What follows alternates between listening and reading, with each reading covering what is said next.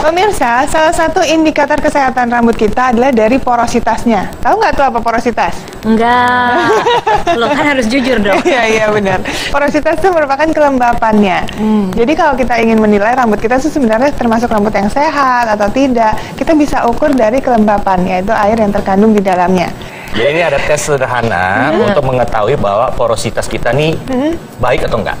Oke. Nah, jadi caranya Oh, ini nanti cabut rambut kita ya? harus cabut nih satu helai rambutnya. Boleh dong? Kita satu aja. Kita bertiga ya, biar adil nih Oke. kita ya masing-masing. Nanti satu helai rambut itu kita masukkan ke dalam gelas air. Gelas airnya. Oke. Ya. Ini gelasnya kita memang masing-masing ya, Dokter Andi ya. Ya, masing-masing Karena memang ya. kita harus melihat nanti seberapa lembabnya kah masing-masing Betul. rambut kita. Caranya gimana ini, Dok? Caranya gampang. Udah dicabut belum rambutnya? Belum. Nah, cabut dulu. Serius ya? Cabut dulu. Cabut dulu rambutnya. Oke, ini udah dicabut Oke, ya. satu helai aja ya. Satu Loh, aja. Banyak. Ini kalau keritingnya gara-gara kamu nariknya kekencengan. Oke. Seru. Oke, sama-sama ya kita masukin ya. Sekarang dimasukin ke Oke. gelas. Ibu bisa dicoba ya nanti di rumah ya. Ini ya, dimasukin. Nah, Masukin semuanya atau? Masukin Semuanya, semuanya. masukin. Oke. Sampai dia benar-benar rendam. terendam. Ya. Nah, nanti Nih. kita bisa lihat nih. Ini nggak mau masuk deh rambutnya. Kan? Nah, udah. Nah. Oke. Sampai basah nah. Kalau dokter langsung tenggelam. langsung tenggelam masuk ke dalam dasar gelas. Ya, ini kelihatan nggak Kalau nih? Fani Tuh. agak melayang-melayang sedikit, Oh, beda. ya masih di tengah-tengah. Ada di tengah-tengah. Kalau aku masih Ngapung dong. ngapung. Ini pas nih Ngapung. perbedaannya. Jelas gitu ya. sekali nih. Nah, kalau Oke. yang pertama nih rambut saya ya, dia kan mengapung, Yap. ya, dia ada di atas, jadi dia tidak turun. Berarti Ini bukan pengaruh dari panjang pendeknya rambut ya sebenarnya ya. Tapi nanti dari bisa kita lihat di sini kelembapannya nih. gambarnya. Nah, ini persis sekali nih. Nah. Contohnya pas banget nih. Ya. Porositasnya rendah nih berarti yang saya ya rambutnya. Atau normal atau tinggi. Kalau Fani karena dia mengapung di tengah-tengah berarti porositasnya normal. Jadi nggak enak, Dok.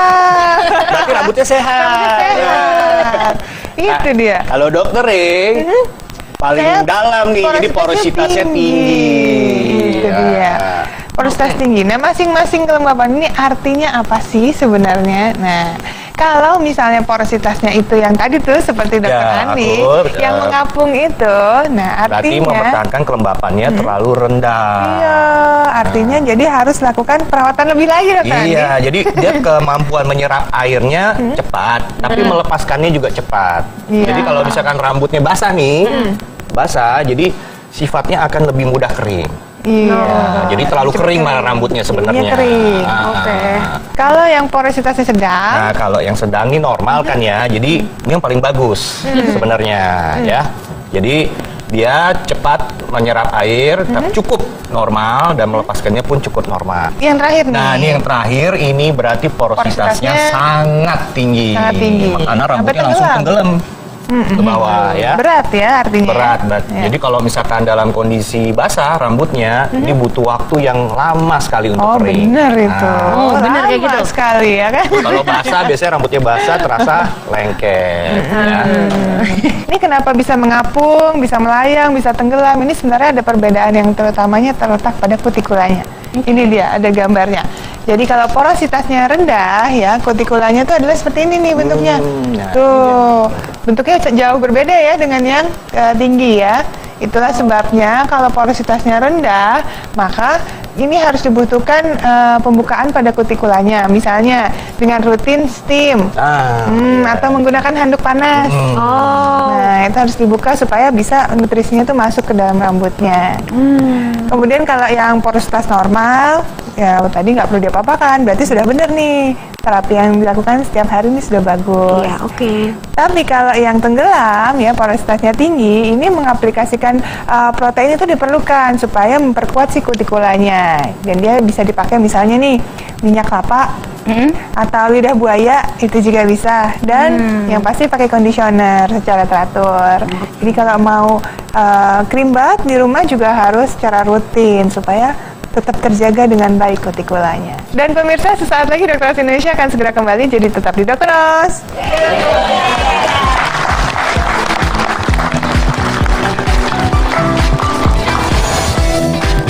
Beda gandum utuh dengan gandum biasa.